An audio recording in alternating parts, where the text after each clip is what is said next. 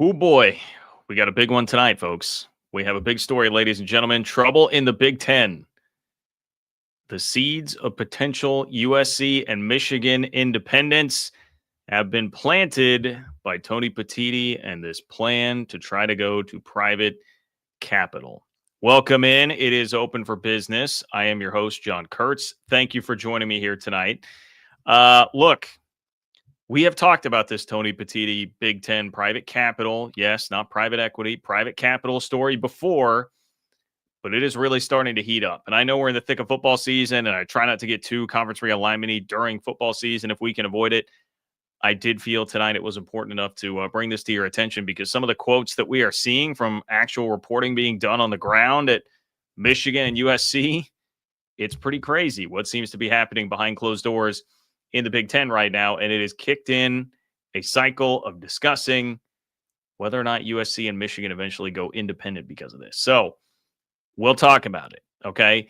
Yes, it has also been a busy day in the Big 12 with, I have seen some calling this a scandal. I mean, we'll see where this goes with Mack Rhoades at Baylor, but what we know is that a Big 12 athletic director, Mack Rhoades at Baylor, has taken a leave of absence for personal reasons amid some investigation by Baylor. And, oh yeah, Mack Rhoades is the chair of the College Football Playoff Selection Committee.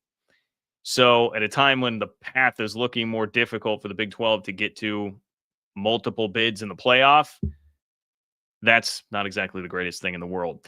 Kenny Dillingham, seeking to stay put at Arizona State. There's a new quote that the internet has latched onto big time that makes everybody want to believe that he's leaving. Is that actually legit? Plus, we'll get a preview of Week 12. So that's what I've got on the show tonight. Please like the video. Please subscribe to the channel. Appreciate everybody who does that. Subscribe to the Open for Business Big 12 newsletter, ofbnews.com to do that, ofbnews.com to subscribe. John-Kurtz-4 on Venmo. If you're not watching live and you want to kick me a question or comment there, I will utilize it to start the next show so you can still be a part of things. Fill up the chat as you file in, and you can submit a super chat by clicking the $ below the chat box. I'm telling you, Tony Petitti's battle, Big Ten commissioner with Michigan and USC, is heating up, and it's now leading to legitimate quotes and legitimate reporting about, is this headed toward Michigan and USC going independent? So that's pretty crazy. And it is all over, of course, this private capital deal. I have to be very careful how I say that, because when I start into even saying private capital, your inclination is to say private equity, right? Like that's what you want to say. That's where you want to get. And you have to stop yourself. No, it is private capital. All right. But this is a quote. I'll get to this quote again in a moment. But this is a quote from an article in The Athletic quoting a Michigan source. Quote, it's headed toward blowing things up. That's in regard to the Big Ten, folks. The Big Ten, the conference that's been around for 120 plus years. Not that that means anything anymore, as we saw with the Pac-12. Oh, who blew up the Pac-12? Oh, that's right. Yeah, it was the Big Ten. Anyway, there's been a lot of reporting going on. Ross Dellinger did a story. The Athletic did a story. There was, like, Matt Hayes did a piece really slamming all of this. Jon Wilner had a very good in-depth article about the potential private capital deal. What it is, it's the California, like, university pension system, basically, giving $2.4 billion of money up front to the Big Ten in exchange for a 10% stake in Big Ten Enterprises, which would be a different entity created to manage all sorts of brand deals, sponsorships, partnerships to make money for all the schools in the Big Ten. Okay. Lots of people have reported on this. Lots of people have opined on this for sure about it's the worst thing in the world. It's the best thing in the world. It is very typical of our society today. There has been two really strong sides, not a whole lot in between in the middle on this. And even what I saw from some of the reporting here was like the Athletic reporting was going through Michigan and USC, which are the parties that we now know are not on board with this, as the Big Ten tries to push it through anyway. And then, like, clearly the Big Ten got to Ross Dellinger and had him release his story, which was like, no, here's the reality of it. And I will read you all those points. Okay. But it was the Big Ten trying to tell its side of the story. All right. because I think a lot of people would say, oh, you see a lot. Private equity is the worst thing in the world. It's going to ruin college sports if you bring it in there. Big Ten's quick to point out, and this is legit, it's not private equity. Okay, it's UC Investments. It's a pension and retirement fund. They're purchasing a 10% stake in the new Big Ten subsidiary, Big Ten Enterprises. That would get them then 10% of future media rights, sponsorship, and event revenue. The Big Ten would like you to know through Ross Dellinger that they would not have very much influence on the Big Ten or Big Ten Enterprises. I believe they said no influence on the Big Ten, little on Big Ten Enterprises. They get like one seat at the table. They can't sell their 10% stake for at least 15 years. That was from Ross Dellinger's article. So there was concern there, like, oh, well, could they just turn around and flip it and sell it to a private equity person? Couldn't sell it for at least 15 years, and the Big Ten would have a say in who they sell it to. This does extend the grant of rights for an extra 10 years for all the schools in the Big Ten that would sign on to this. That's a big part of this. That's why your lower level schools want this deal. And the Big Ten would also like you to know that the Big Ten presidents told Tony Petitti to seek this out a year and a half ago, even though Jon Wilner asked some very good questions about just what kind of financial incentive there is for Tony Petitti and everybody who works in the Big Ten with this, because it seems like there would be some real financial incentive for them to pull it off. So why do the schools like it, John? Well, Ohio State, Penn State, and Michigan will be on a tier above everybody else. They would make more money than everybody else in uneven revenue distribution, $190 million from this. Oregon and USC would get 145, everyone else 100 to 110. And then like your unequal distribution moving forward, 5.5% to the top three, 5% to USC, Oregon, 4.9% to everybody else. There's also brand and success initiatives.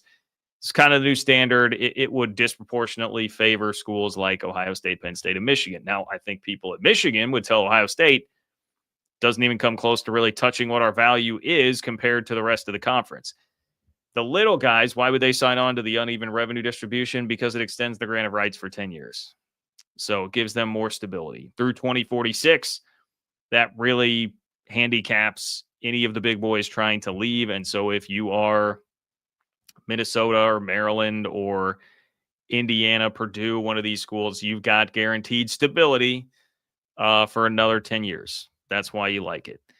Ohio State apparently does still have some issues with Big Ten Enterprises, but they like the capital infusion, which seems weird to me. I mean, I get everybody wants money, but like you're Ohio freaking State. Like you really need this right now. Michigan and USC, though, are pushing back hard. Okay. Here is a little bit on that. All right. So Jon Wilner, first of all, brings up the question of, all right, what would be in this for Tony Petitti? Okay. Tony Petitti has taken a lot of bullets. I will say maybe some of it has been unfair when the Big Ten presidents did ask him to seek out ways to make extra revenue, but that doesn't mean he's above questioning, like, all right, how much money is he going to make off of this? Right. Jon Wilner says Petitti would also benefit, although the degree is unknown. At minimum, the grant of rights extension would give him job security. It eliminates a major threat to Petitti's job security. If a Super League formed and Ohio State and Michigan left, well, then you don't have a job anymore. Ask George Kliavkov how that goes. Jon Wilner also said, we don't know whether Petitti's contract includes performance bonuses tied to conference revenue growth, but it's a safe bet. Look, I have no particular knowledge of that situation. I don't. But what I do know is that Jon Wilner knows his stuff. And so if Jon Wilner is saying it, then I would imagine it probably is likely that that is there. Wilner says USC and Michigan execs are smart enough to see the trap. Their counterparts at Ohio State are focused on the present at the expense of the future. Buckeyes are the biggest brand in college athletics, a TV ratings machine that generates more than $250 million in annual revenue. They already have massive competitive and financial advantages. What do they gain by hitching the football program to Rutgers and Minnesota for 20 years? And I think this is the biggest point Jon Wilner makes, where I'm just like, I have no idea why an Ohio State would want to do this. It says that's three. He says that's 3 lifetimes in college sports. And with changes brought by AI, it could become 10 lifetimes. So trading away flexibility and 10% of the Big Ten's revenue would be an epic whiff, according to Jon Wilner. Okay. One financial expert told Wilner the revenue tiers that the Big Ten is talking about don't begin to reflect Ohio State's real value. So there's some good perspective, but I haven't even gotten to the crazy part of this yet. Okay. I have not gotten to the crazy part of this yet, which is the reporting that came from The Athletic. And then there's a little bit here, Trojan Wire and the Trojan Blade from the USC side that started to dip their toes into all this. They said it would be years down the road, in all likelihood, if this were to happen, because of the Big Ten grant of rights, obviously. But they started to float, like, what about USC being an independent? Trojan Wire, man, I tell you what, they seem a little fed up with the Big Ten. Upset that Big Ten opponents thought that they were kind of soft, being treated like second-class citizens, not in the first tier, not in the Ohio State, Michigan, Penn State tier of unequal revenue distribution. And so the question being asked, like, hey, is this sowing the seeds of, like, will USC have to go independent? They say Notre Dame does a good job of embracing its villain role as the country's most famous independent team. USC is also at its best when the rest of the country considers the Trojans a villain. If no one wants to play nice with USC, why hold on to any alliances? Interesting stuff. But the real kicker here comes from the Michigan aspect of this. Okay. From the Michigan part, The Athletic points out, one, there's already been some dissension among the ranks with folks at Michigan who are still upset about the Big Ten suspending Jim Harbaugh to put a bit of a damper on the national championship, post-national championship high, if you want to call it that. The reporting, though, goes on to say this situation with Petiti and the private capital has some at Michigan questioning the future of the school's 129-year relationship with the Big Ten. Quote, "We are the golden goose, us at Ohio State. Why would you cook the golden goose?" Said a Michigan source briefed on the deal. This isn't an aggressive move by Michigan to break anything up. If anything, it's an aggressive move on Tony's part to break up the Big Ten. It's headed towards blowing things up. So this does not seem like just a minor deal. This seems like a pretty big rift that has formed between particularly Michigan and the Big Ten. USC obviously involved there, and there was the story in the reporting that they had kind of gotten together, both sides of it, and they were they put their heads together more or less when they played in football earlier this year and decided to oppose all of this. Here's another quote. Quote, "I don't think anyone at Michigan is saying we want to leave the Big Ten. That's why it's so puzzling to hear that others want to go ahead without us, essentially pushing us out, because that's been the Big Ten stance now. According to Dellinger's reporting, they're looking at a next Friday vote on this and kind of saying, hey, get on or we're moving forward without you. And then there would be a grace period where USC and Michigan could still hop on for the next couple of months if they wanted to. More or less just trying to railroad it through, right? Trying to force it through, even if they're not going to actually agree to it. So I found that to be very interesting. Michigan's kind of like, this seems like a tactic to just force us on whether we like it or not. We're Michigan. We deserve respect. And then this is commentary from Stuart Mandel of The Athletic, who was just writing the article. He says the mere idea of Michigan and the Big Ten disagreeing enough about the future to part ways at some point is monumental. Michigan to the SEC, Michigan as an independent, like Notre Dame, speculate away. I mean, Michigan to the SEC, I can't. That seems pretty outrageous. Michigan as an independent, though, USC as an independent, that seems to make a little bit more sense. Now, grant of rights, all that, right? Would that mean that this would be waiting until 2036? What? I mean, how many things could happen between now and a million, a billion? I get it. But in a world where, Florida State was like ready and lawyered up to sue its way out of the ACC at one point in time, you just never know in conference realignment what can happen. And I certainly, if I'm Tony Petitti, the last people I would be wanting to make upset would be anybody at Ohio State or Michigan. And you've got Michigan folks saying this is heading towards blowing up. Saying that to The Athletic, I mean, that's not great. That's not a great position to be in. So, look, I know everybody's running with this, doing crazy things. I think it was actually Gambling Gauchos this past week that we're talking about. Who was it that said? I guess that was some smack to Notre Dame, where it was like that Utah was going to take Notre Dame's spot in the Big Ten. Anyway, there's been a lot of happenings on Twitter that have gotten people really fired up in their feelings on both sides of this. Obviously, it doesn't seem like anything's imminent here, but I'm shocked that this has turned into such a bit like people are drawing such hard lines in the sand on both sides of this. I figured it would either get through or it would either dissolve, and it would be pretty, everybody would be pulling in the same direction basically wherever it happened. And now it seems like we've got a legit rift here. And with what we have witnessed over the ACC over the last few years, I would just say keep your eye on it and see what happens. I mean, I know this is a show coming from the perspective of the Big 12. Obviously, there would be ramifications and ripple effects if something were to happen here. For now, it's just like as a college football observer, you're kind of pulling up your popcorn here. Like, well, okay, let's see you get out of this one, Tony Petiti. Let's see how this is all going to work out. Anyway, appreciate you guys for being here. I see Scott says this. So Scott, and you guys, let me know how this is working because I am not just in vertical mode. I'm in both. StreamYard, which is the streaming program that I now use, allows you to stream both in horizontal and vertical at the same time. So I wasn't sure how that would work when it sends you guys like the alert that I'm going live. I didn't know if that, like, do you just are most of you getting pulled into the vertical mode?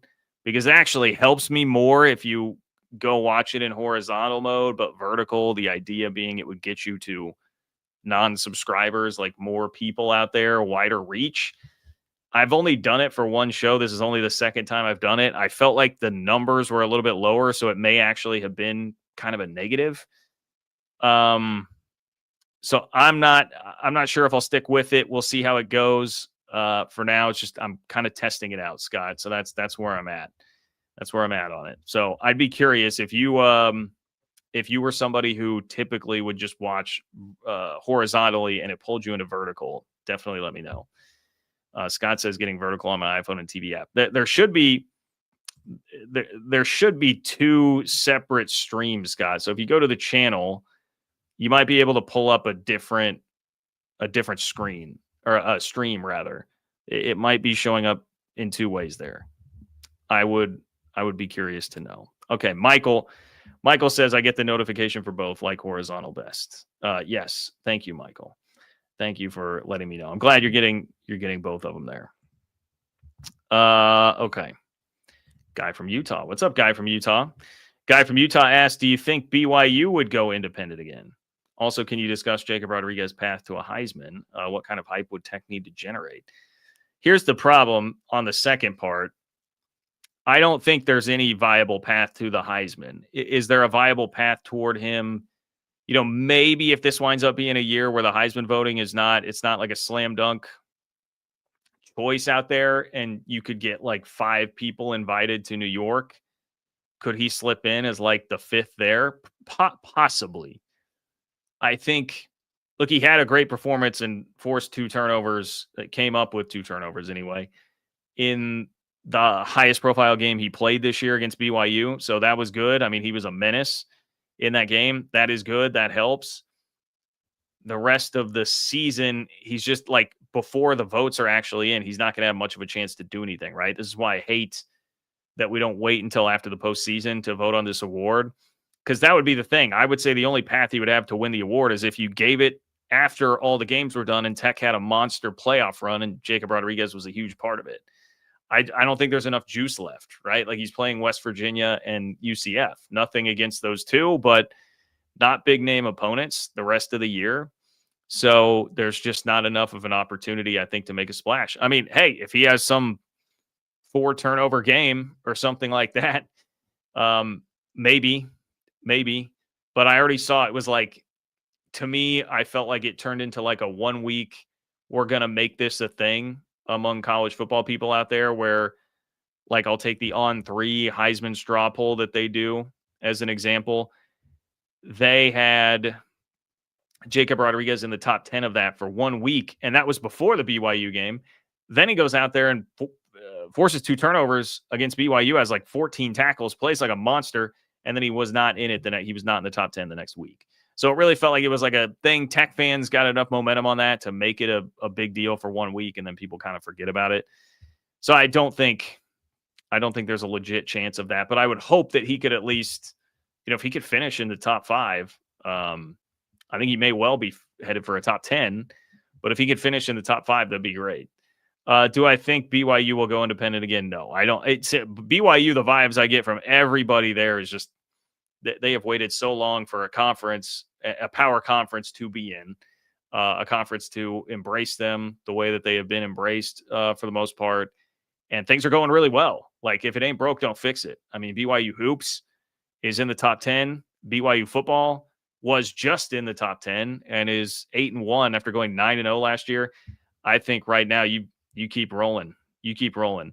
That's a hard life as an independent. I mean, if you're a huge school like a Michigan or USC, you can pull it off, but that's a hard life if you don't have to do it. So, guy from Utah, I appreciate you, my friend. Michael, BYU to Indy, never. No one likes scheduling BYU. Well, scheduling is just that's a nightmare to schedule anyway as a program like that. If you're not a program that commands just the ultimate college football historical lore respect like a Notre Dame, that's just a tough putt, dude. It's hard. That's hard. Okay.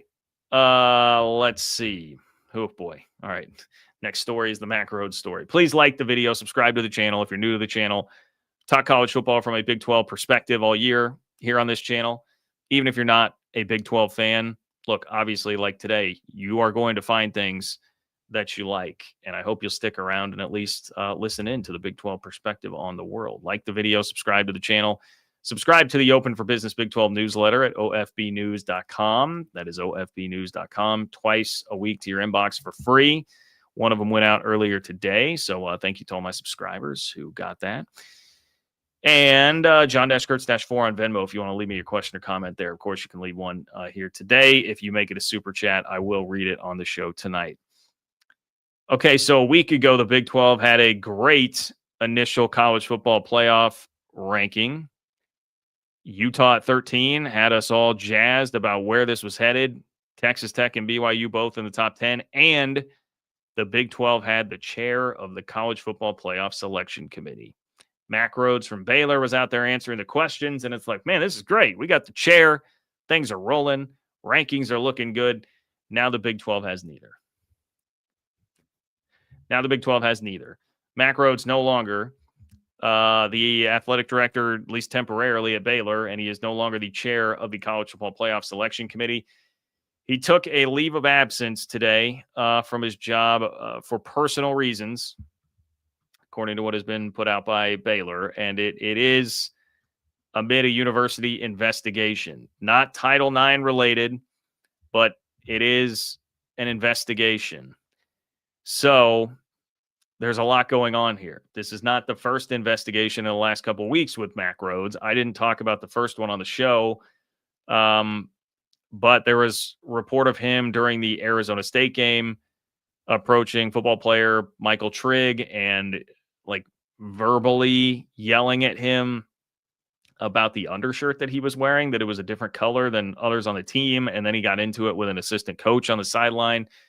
So there was an investigation going on for that. Outkick was actually the first outlet to report that, I believe. So now everybody's wondering, all right, well, what's going on with this one? First of all, what's happening? Second of all, the question I immediately go to is, all right, beside the humanity of it, obviously, I hope if he needs help, whatever this is, I hope he gets it. From the football standpoint, my mind drifts toward, well, you just, as a league, you forfeited your opportunity to have the chair of the selection committee. How much impact that has, I don't fully know, but it doesn't seem great that you just gave that up. And the SEC is now taking it over. Okay, but as far as what is actually going on here, there's not a whole lot that's being reported outside of, so Outkick, who, again, I said had that first story about the Arizona State incident, said, according to multiple sources, there is currently an investigation into an incident that involves someone not currently a full-time employee of the school and Mack Rhoades. So we've got that. That's basically where we're at. So once again, I will reiterate, I hope if he needs some kind of help, I don't know exactly what's going on there. I just for everybody involved. I understand that there's a humanity side of this. It's not really my job to speculate or talk about that, but there is significant ramification, or there are significant ramifications from this as it relates to the Big 12, right? Like I just talked earlier this week about, it seems like the path to getting multiple teams in the playoff has become more difficult. It's more convoluted, with BYU down at 12, with BYU 3 spots behind Notre Dame, with Texas and Oklahoma right there, with Vandy surviving Auburn. There are a lot of sharks in the water that have Big Ten and SEC patches on them. And that makes it tricky. So I really, I know people on the committee would tell me and tell all of us, like, look, these guys, if it's schools that they're connected to, they've got to like recuse themselves. And, it's it's typically a 12-person committee. They were already down to 11 because somebody else had taken a leave. But there's double-digit guys here, lots of talking chat. Like, just because you have the committee chair does not mean that you're going to get like an extra little kiss, right? Like everybody else in the room, if you were deliberately trying to do that, you probably, like, people would just throw a fit, right? But I don't know, if you're a leader in there and you've got real sway and you've got a real voice, I would just think it doesn't hurt. And the Big 12 needs every little bit of help it can get in this Power 2 environment. So it was a nice feather in the cap to have the chair of the College Football Playoff Selection Committee. And it sucks, man. It's a bummer when now you lose that, and you lose that to an SEC AD. Hunter Yurachek is now the chair of the College Football Playoff Selection Committee. So you forfeit the seat. Arkansas's AD gets it. Mark Harlan from Utah, by the way, is now on the committee. He's not going to be the chair, but he is on the committee. So you do have a replacement from the Big 12. You just do not have the chair anymore. And I don't know, man. Just the optics of it, right? Like, just say it out loud. Like, the optics of it when you have Utah and BYU fighting potentially for an at-large spot. Obviously, they have to take care of their own business to get there. But those two fighting for an at-large spot with what I think by the end of the year will likely be 9-3 Texas, 9-3 Oklahoma, 10-2 Vandy. And then you've got 10-2 Utah, maybe 11-2 BYU there. Man, you want to have as much influence in the room as you possibly can, especially after an offseason of lobbying from Greg Sankey, right? Who was trying to put pressure on all of these committee members as much as possible to get more SEC teams in, right? This is a bummer. I was also reading today, like Jon Wilner threw some cold water. I know I've mentioned him a couple times now. Jon Wilner threw some cold water on the thought of Utah getting an at-large. For sure, Utah getting an at-large bid. Also BYU, but really, really Utah. And I do think it's weird. Like, BYU is the team that fell 5 spots. Utah didn't move at all. But based on, it's like Oregon almost lost, didn't. Vandy almost lost, didn't. Now BYU has fallen back. Utah's stuck in the same spot with no juice left on their schedule with KU, K-State, and Baylor, the only remaining opponents. It does start to look like, man, there's just so many sharks circling the water that are SEC and Big Ten schools. It's going to be tough. And that was really the point that Wilner was trying to make. He even brought up, he threw Michigan into the mix and said, like, look, Michigan's got Ohio State left. So if they went out and beat Ohio State, which they've done seemingly 100 years in a row now, what is it, 5? That would put Michigan right in the mix. If USC beats Oregon and Iowa, I mean, they could move up and steal a spot. And then you would have Oregon sitting there with 2 losses too, probably still getting in. So he was making that point. I had been kind of earlier in the week making the point on the other side of Texas, Oklahoma, and Notre Dame and the difficulty in trying to pass them. Anyway, that's where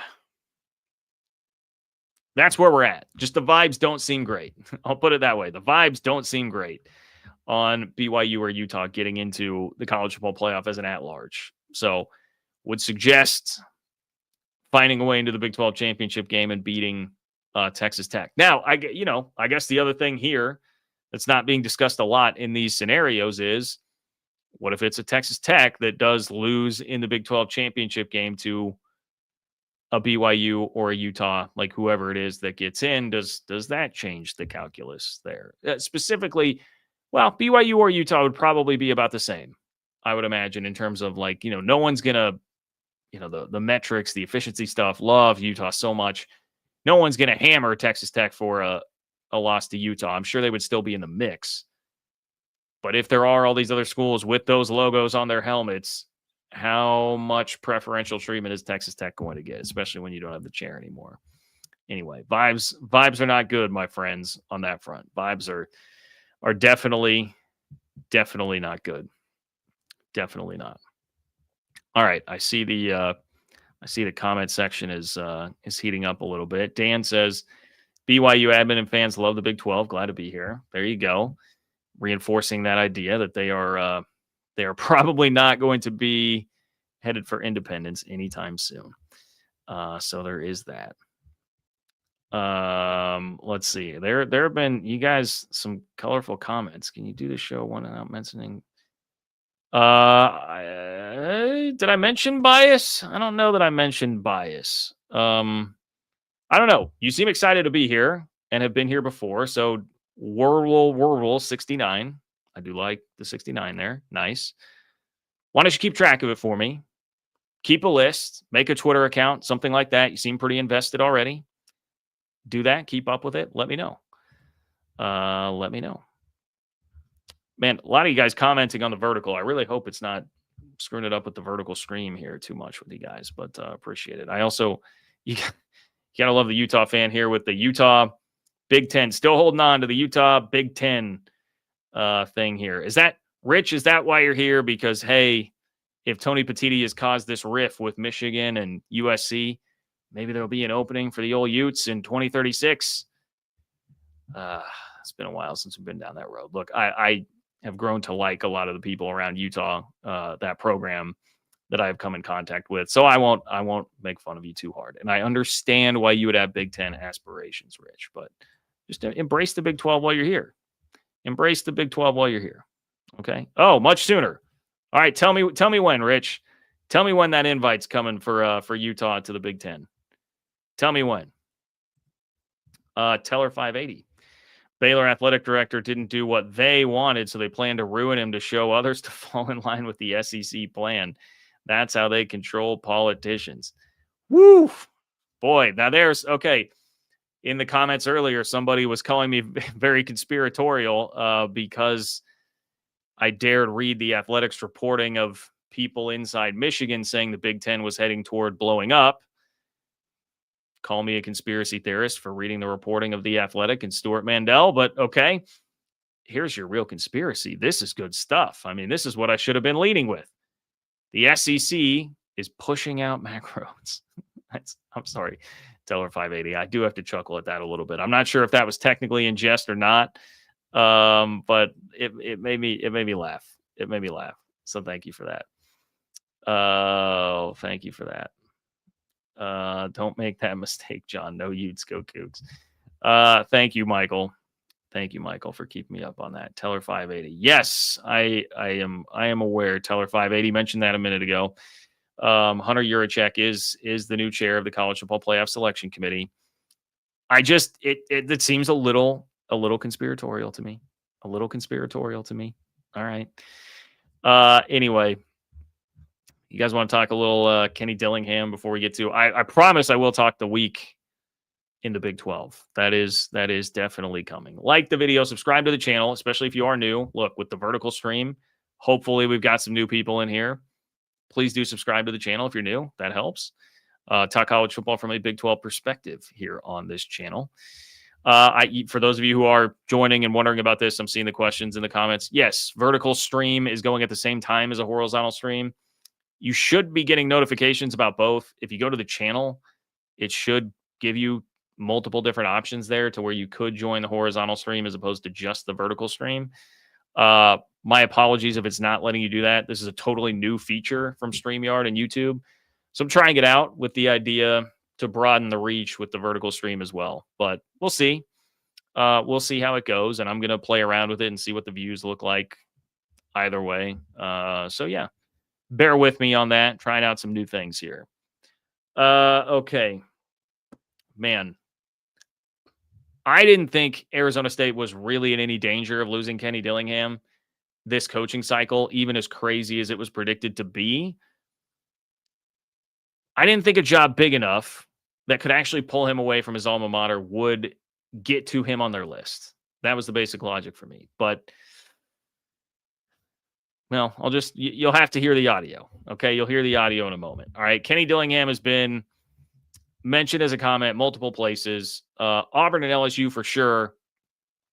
Penn State maybe too. I saw some people throwing out Penn State. I can't remember seeing him on a Penn State hot board, but he's a hot coaching name right now. I mean, the job that he's done to have ASU here at 6-3 without Sam Leavitt for multiple games, without Jordan Tyson for multiple games, Leavitt now out for the year, Jeff Sims winning games for them when he's already a guy that like resurrected the career of Bo Nix. You know, I mean, he's proving again that he can take a quarterback that's been discarded in college football and turn them into something. And they have, I mean, go look at Arizona State's schedule the rest of the year. It's manageable, man. Very manageable. They could still finish 9-3. Absolutely could. So I thought here, like Auburn is probably not a place quite big enough or a job at least like quite stable enough to pull Kenny Dillingham from Arizona State. And at the same time, LSU would be swinging more for the fences than Kenny Dillingham. Nothing against Kenny Dillingham. I don't even think I agree with that. LSU should go find a good coach, not a big name. But that seems like the LSU vibe, right? So I didn't think that this would really be much of an issue. And then I think it was Chris Cartman, who does a really good job covering Arizona State, who had reported initially that Dillingham, supposedly in a team meeting, told the players that he wasn't going to be going anywhere. And then Dillingham went on local radio after that and said, quote, "Those are the things that matter to me, are the relationships that you build along the way. So for me, I keep my head down and do the best job I can for our players because that's what this is all about. I've said from the beginning, my next door neighbor is my sister. My parents live 3 doors down. My wife's parents live 5 doors down. My wife's as competitive a person as you'll ever see. She's a person who wants to win national championships. She's a person who wants to win. She's competitive and loves ball." So, you know, those quotes, that was really celebrated, understandably so, around Tempe and Arizona State. But the internet has latched onto a quote. The internet has latched onto a soundbite from good old Kenny Dillingham this week. Okay. And I'll play this first. I will give you my reaction to it on the other side. I will play this first and we'll see what you guys think of it. Okay. I know sometimes the audio is a little quiet here, but bear with me. This program is not Kenny Dillingham. This program is player driven. It is the players. It is the fans showing up and selling out games. That's what wins in college football. Coaches are not nearly as valuable as everything else, right? So our players are the forefront of our program. Okay. You can see the quote there. This program is not Kenny Dillingham. It's the players. And he goes on to say, like, hey, coaches aren't nearly as important as the players in the program. And, well, noble, you know, I mean, that's noble on one count. But the other side of it is everybody, if you go look at the quotes, they're like, oh, buddy, 1 foot out the door, trying to soften that blow, saying this program it's bigger than Kenny Dillingham, AKA when I leave, the program will be fine, trying to soften that blow. Also amid a week where it's like there have been all these rumors of Kenny Dillingham interviewing places, which seems a little silly to me because let me go double check this. But didn't Arizona State have a bye last week? Like the week for interviews would have been during a bye week. It was, yeah, because he said he was going to give the whole team the week off. The week for interviews, guys, would have been the bye week, not when he comes up to actually have a game this week. So that's point number 1, right? Like the internet does not always know what it is talking about. The internet does not always know what it is talking about when it comes to speculating about things of this nature. All right. Point 1. Point 2, we have no real idea. I don't know what the question was that was asked there. I don't know what the rest of the response was. That is a 15-second snippet that seems just primed for the internet to jump on. I have been to a million press conferences in my day. Again, for those of you who are fairly new to the channel, I mean, I spent 10 years covering K-State and traveling across the entire Big 12, I've been to a bazillion of those things. And yeah, there are a lot of times where something from that will get taken out of context and you'll kind of look back and be like, all right, well, that wasn't really fair how that was presented by either me or somebody else, whether it was intentional or not. So having that perspective on it, I'm inclined to be a little more like, just roll my eyes a bit at it. Like, okay, am I thinking that Kenny Dillingham is for sure leaving? No. Am I thinking that he's for sure staying? No. But I don't think my stance has changed because of that clip. I think my stance was the same because there are so many jobs open and we really have no idea like what the dominoes will be that will fall from this. I have no idea what the fallout is going to be from all of these big jobs that are open. So we shall see. Make no mistake, if the Big 12 loses Kenny Dillingham, that's a big blow for the conference. We obviously saw what he could do last year when his stars stay healthy. Okay. I think and what he's done this year to follow that up, especially with, again, everything they've dealt with. I think he's really reinforced. That was not a one-year flash in the pan. This guy can coach. The fact that he's an alum is the thing that would really sting there. It's like, it's one thing if you lose a really good coach from your conference, and the Big 12 is no stranger to having everyone trying to chase down Matt Campbell or Chris Kleiman or Lance Leipold. Jed Fish did leave before he quite got to the conference, right? Like, Big 12 coaches have been chased before. Most of the time they haven't left. They especially haven't left when they've been an alum of the school. That would sting, obviously, for Arizona State, but I think even for the Big 12 and just a shot across the bow of the landscape that we're in, especially like if it were for like Auburn. I don't need Auburn fans blowing up the comments. I respect your program immensely. There is a high upside with that job, but there's also a pretty low floor, especially because you're neighbor to Alabama. And it's kind of a toxic, crazy job and environment. You could be run out of there in 2.5 years easy. So I don't know. If it's Auburn, if he's leaving his alma mater in the Big 12 for Auburn, that's a tough blow for the Big 12. I still don't think that's going to happen. But hey, if LSU decides we just want to hire the best coach out there and we don't care about the name, oh boy, that'd be a pretty smart move, I think, for LSU's sake. I think Kenny Dillingham would be great there. And that's the type of job where you just sort of have to tip your cap if that actually happens. But in the end, to close this segment, Bracket Cat, I think, hits the nail on the head. The internet rarely knows what it's talking about. That is correct. But boy, the internet will sure tell you what they think. I promise you that. Okay, let's get to a couple super chats here before we talk the week in Big 12 football. Gentle Brutality says BYU and Texas Tech on hangover upset alert. Oh, I'm going to get to that. I wrote about that in Open for Business this week, ofbnews.com, or click the link in the description to subscribe to the Open for Business Big 12 newsletter twice a week for free to your inbox. TCU has a great offense. UCF has good pass rushers. And Texas Tech's QB is held together by duct tape. Yeah, it will be very interesting. Gentle Brutality, I'm going to put a pin in that. I promise I will get to it in just a moment when I go through the games from this week, okay? Because you make really good points. Really good point. It's almost like you read Open for Business, Gentle Brutality, if I'm being honest. Teller 580. Kenny's been given all credit to players for 2 years. Kenny says that every press conference, all about players, not him. Yeah, look, and also very good context. If you're an Arizona State fan that's watching the press conferences week in, week out, that is totally different, right? Like, you go look at the bios of the people that are jumping on that quote. Oregon fan, Auburn fan, LSU fan, right? Like, that's, maybe an Arizona fan or two. I can't remember if I saw that. Maybe an Arizona fan or two. That's what you're going to get. Good context. Thank you, Teller 580. Thank you, sir.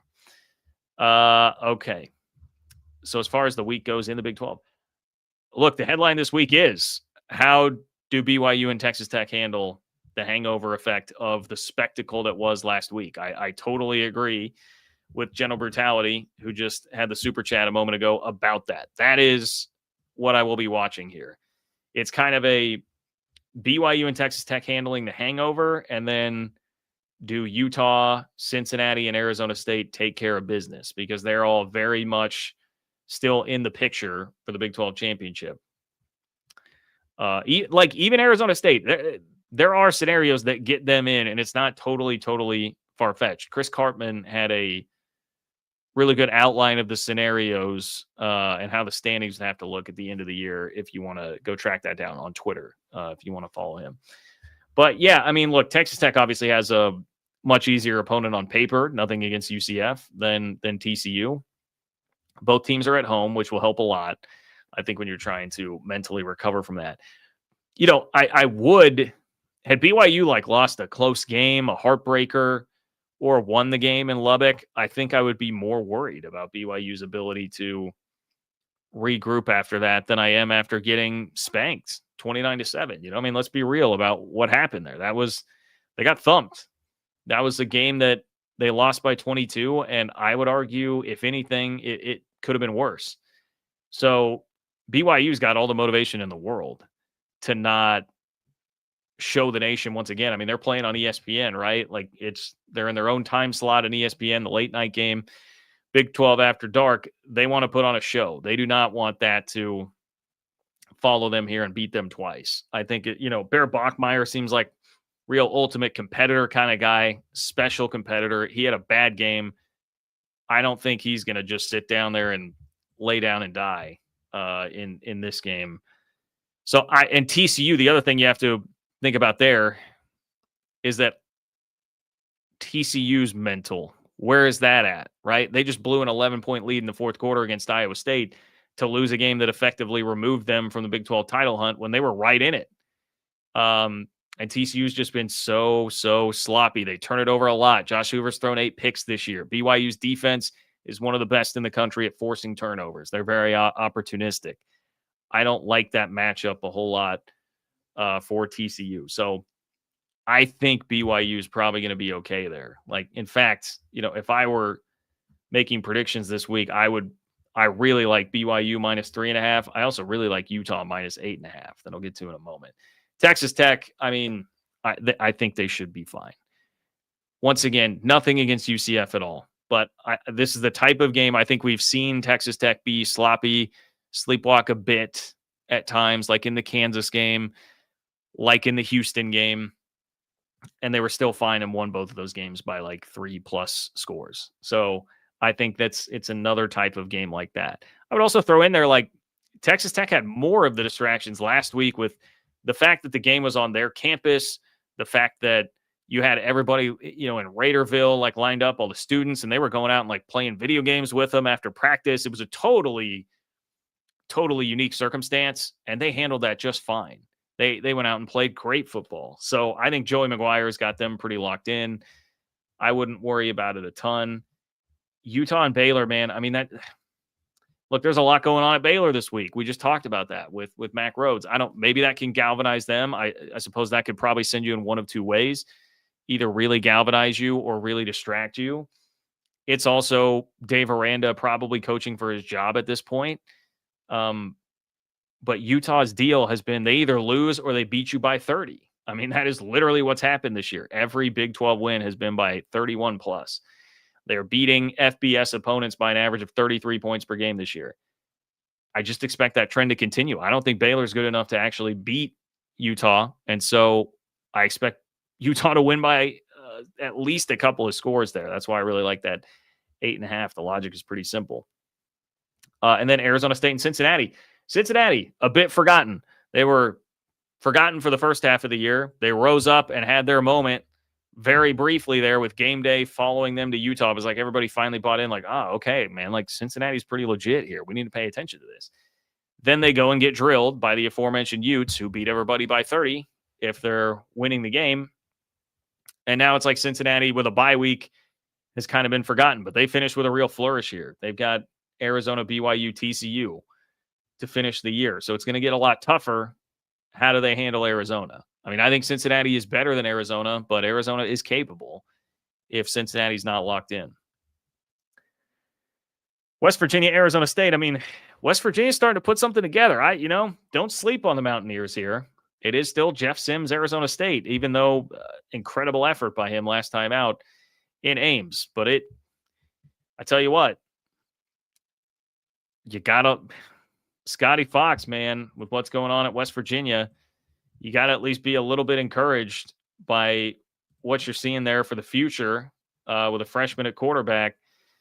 Now up to 825 yards passing, 5 TDs. Okay, a guy who can run the ball as well. Like I like what Rich Rod is putting together at the end of the year here. I would be leery of that if I were Arizona State. Be leery of that. And then I guess we covered every game except K-State. I mean, frankly, the K-State Oklahoma State thing is just like how much does K-State care? How much does K-State care? Because they just had a bye week. After losing a game that effectively eliminated them from Big 12 championship game contention. So you have that. You get to go home for a while. A lot of these players got to go home over the bye week. How fired up are you going to be coming back to play Oklahoma State when you don't have the Big 12 championship to chase, when that was the expectation coming into the year? I don't know. I mean, I don't think they're going to lose, but I will be interested to see what the effort level is going to be like. Alan, before I close up shop here. What's up, Alan? Thank you for being here. Alan says, John, hope Texas Tech wins the Natty. Alan, our resident Kansas fan here, rooting for Texas Tech, says, always happy to hear of discord in the Big Ten or SEC. Seems that ridiculous money matters more to them. Well, love of the game matters more in the Big 12.